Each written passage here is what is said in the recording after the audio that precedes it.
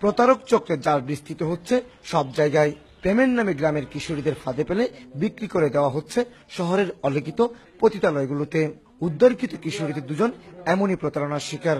ভালোবেসে প্রেমিকের হাত ধরে ঘর ছেড়েছিল কয়েক বছর আগে, কিন্তু প্রতারক প্রেমিকেরা তাদের শহরে এনে দালালদের কাছে বিক্রি করে দেয়।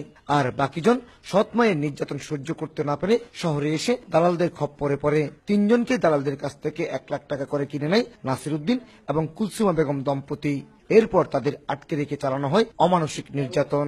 প্রেমিকালয়ের চলাছি ক্লাসমেট আমাকে বেচা দিছে 1.5 লাখ টাকা। ইউসুফে বেচা দিছে, তুমি গার্মেন্টসে চাকরি করবা, আমি তোমাকে চাকরি করে দিব।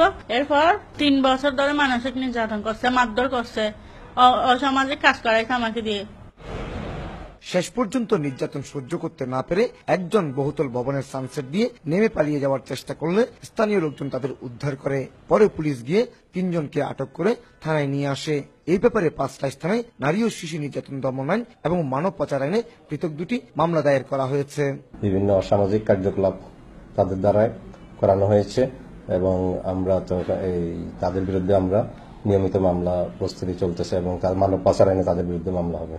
পুলিশ কর্মকর্তারা জানিয়েছেন, চট্টগ্রামে এ ধরনের অন্তত 20টি চক্র রয়েছে, যারা নানা কৌশলে কিশোরীদের কেনা বেচার পাশাপাশি পতিতালয় ব্যবসার সাথে সম্পৃক্ত।